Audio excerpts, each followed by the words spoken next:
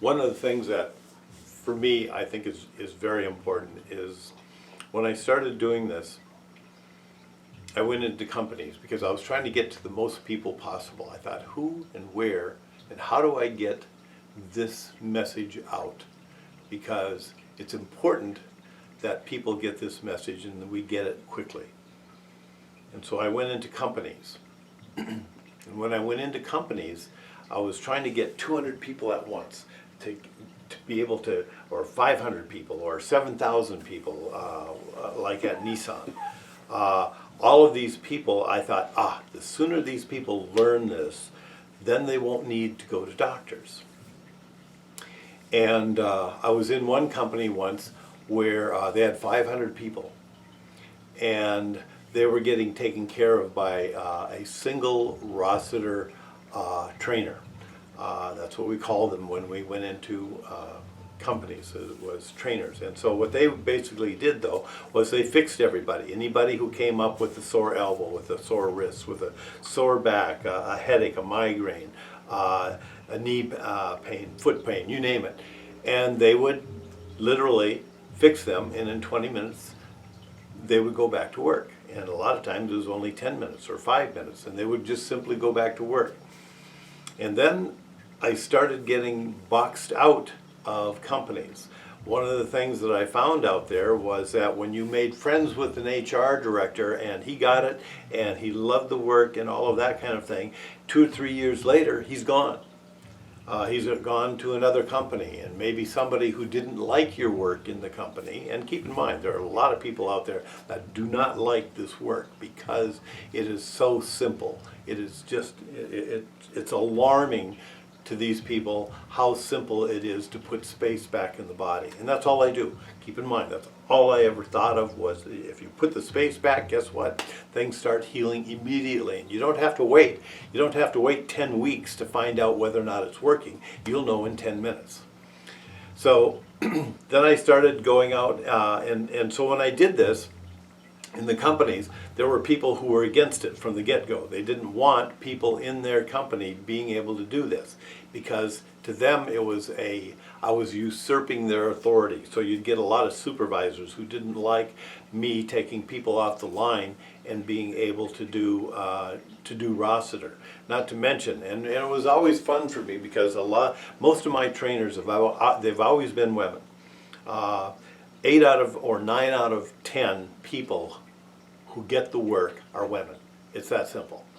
And so I started going, after all of this happened, and like I said, keep in mind, what would happen is I would have a group of women who knew how to do the work, and they would be fixing people left and right, and that they were usually lorded over by male supervisors. Not unusual at all everywhere in this society, and it doesn't matter what jobs they were holding. There was always some male supervisor usually that was intimidated by what these women knew, because these women were suddenly getting their power back. I remember one woman that she had never been able to raise her arm above her head like this, not in her life.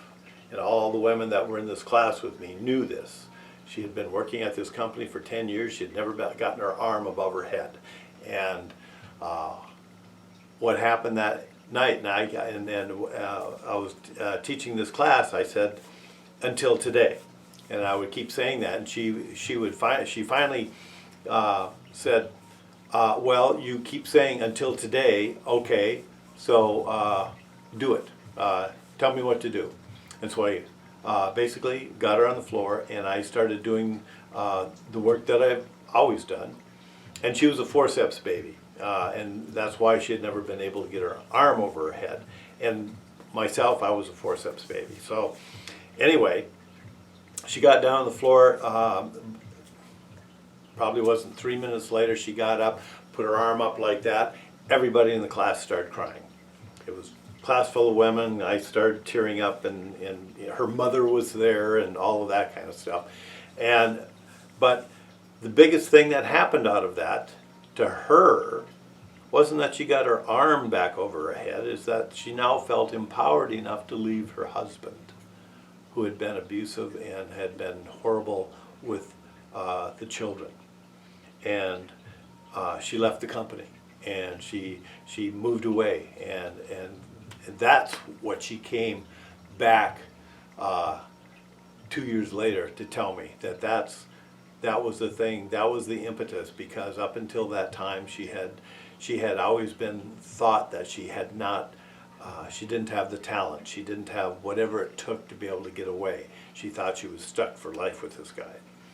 So for me, it's been a huge empowering thing for women to be able to fix their families. And the whole goal of Rossiter in the very, very, very seed beginning of all of this was to be able to get as many people doing this so that we could basically get rid of all of these crazy drugs that we're using now. And now it's even more than ever. There's a new one, it seems like, every week. And if you listen to the side effects of these drugs, they should appall you, and you never want to be on these drugs. But evidently they're selling.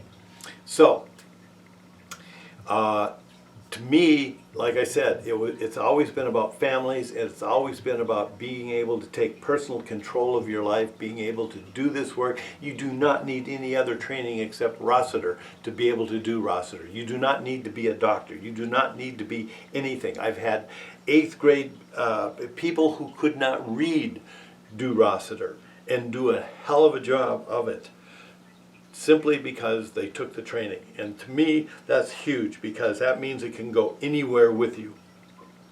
You literally take it with your feet. You bring it wherever you go, and you can fix anybody that you're with, typically speaking. I think that the biggest thing about this whole thing with Rossiter is its portability, its conciseness, and its ability to be learned by anybody. And so this last part of my life, as far as I'm concerned, is going to be about getting this down to the individuals, not in the therapist's hands, not in the company hands, but in the individual's hands. And that's what I'm going to focus on from here on. Reading, writing, arithmetic, Rossiter. Yeah.